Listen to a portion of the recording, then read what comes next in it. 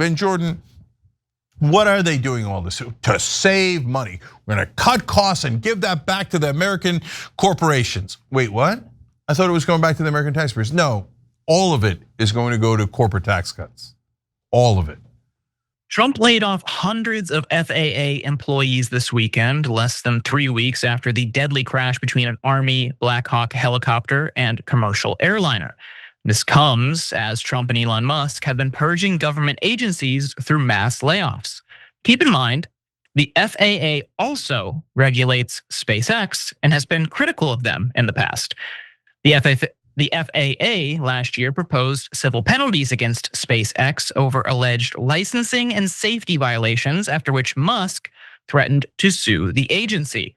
The FAA oversight on Musk's company has serious implications. In mid-January, for example, a SpaceX rocket explosion affected dozens of flights, prompting detours and sending debris into the Caribbean. NBC added the FAA ordered SpaceX to conduct a mishap investigation following the incident. Last Thursday, the Trump administration decided to broaden its efforts to upend the federal workforce by announcing layoffs of probationary workers. Officials have set their sights on probationary workers who have typically been employed for less than a year because they have fewer job protections and lack the right to appeal. More than 200,000 employees have worked within the federal government for less than a year, according to the most recent 2024 data from the US Office of Personnel Management. And the Professional Aviation Safety Specialists Union confirmed over the weekend that those were the ones that were targeted. A union spokesperson said close to 300 of its members received termination notices over the weekend, and those affected worked as maintenance mechanics, aeronautical information specialists, environmental protection specialists, aviation safety assistants, as well as management and program assistants. It's important to note here that the firings did not include air traffic controllers. Other FAA employees who were fired were working on urgent and classified early warning radar system the Air Force had announced in 2023 for Hawaii to detect incoming cruise missiles through a program that was in part funded by the Department of Defense. It's one of several programs that the FAA's National Defense Program manages that involves radars providing longer range detection around the country's borders. Seems important. And to no one's surprise, the union is pissed, and rightfully so. The union representing the employees called the firings a hastily made decision that would increase the workload of a workforce already stretched thin. The union statement referred to the DC crash, as well as two others in recent weeks across the country, as evidence that it was not the time to cut back personnel at the agency. This decision did not consider the staffing needs of the FAA, which is already challenged by understaffing. Staffing decisions should be based on an individual agency's mission-critical needs. To do otherwise is dangerous when it comes to public safety, and it is especially unconscionable in the aftermath of 3 deadly aircraft accidents in the past month. Cenk, does this make you nervous to fly? You're jet-setting around the country doing interviews. Any sense of unease here? Yeah, it's sitting in the middle. An economy, not exactly jet setting, but okay. I am. That's our poll question. And I was like, really? Are we going to be afraid to fly? Flying is, compared to driving, is so much safer. But it did make me go. I mean, we just had 2 crashes, and the one in Washington, we don't know the exact cause, but we do know that they had an air traffic controller who was handling both the planes and the helicopters. It's supposed to be 2 different people, but they were understaffed. And then a helicopter and a plane crashed. Oops. So firing more people at the FAA seems like the wrong direction to go, to say the least. And I think most importantly, Jordan, they give off the appearance of chaos and having no idea what they're doing. And then I want to get to why they're doing these cuts in the first place, which is going to make your blood boil. But they also, as we reported last week, cut some guys who were in charge of safety for the nukes at the Department of Energy.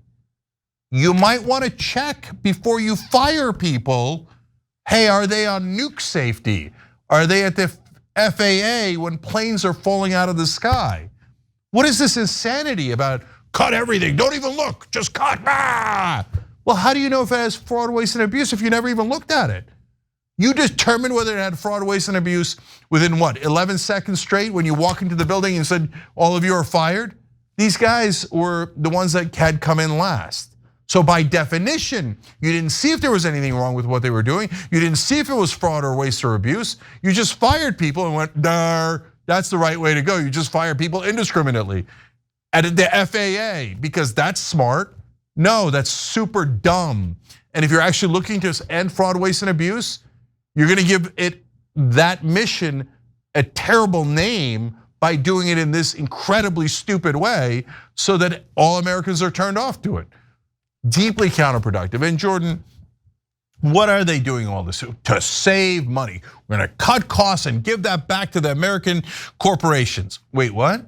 I thought it was going back to the American taxpayers. No, all of it is going to go to corporate tax cuts. All of it. So you're not gonna see any of these savings. Elon Musk and all of his billionaire buddies that run corporate America, they're gonna vacuum up all this money. Hey, but good luck flying, because they might not be the right people to make sure that you're safe. Yeah, it's interesting. You look at all of these different agencies which Doge has gone in and gutted, or the Trump administration has had mass layoffs at. It's always framed, like you're saying, in this cost reduction framework. And Elon Musk, regarding the Consumer Financial Protection Bureau, said, oh, this money should be returned to the taxpayers. But no one. Again, you've pointed out over the past few weeks, he's made billions in subsidies and contracts from the federal government. Do we get that back? Brett on Friday made this point, and in our conversations has made this point. We should get a share of Tesla and SpaceX's revenue. He's getting all this government money. Why don't we get it? We get the revenue. The same should be applied for big pharma. We fund all this research. All of our tax dollars fund all of this research that they turn around and patent the results of, and then charge us a high price, especially relative to the rest of the developed world for similar medications.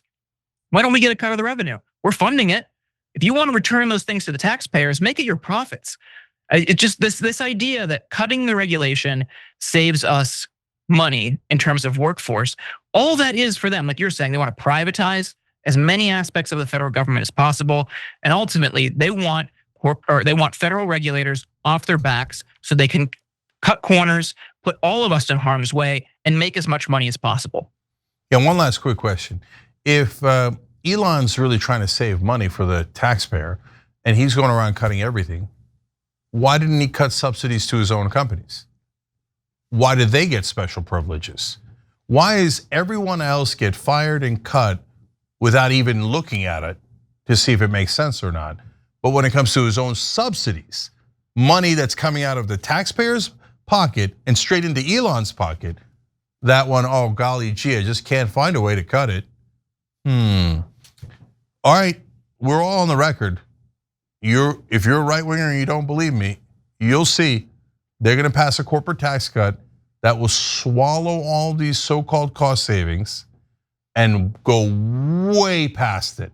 And then when they go to justify it, they'll say, oh, we already did the cost cutting. So that's why we can take all of it and give it to corporations instead of you. Guaranteed, guaranteed. Quote me on it. Thanks for watching the Young Turks, really appreciate it. Another way to show support is through YouTube memberships. You'll get to interact with us more. There's live chat emojis, badges.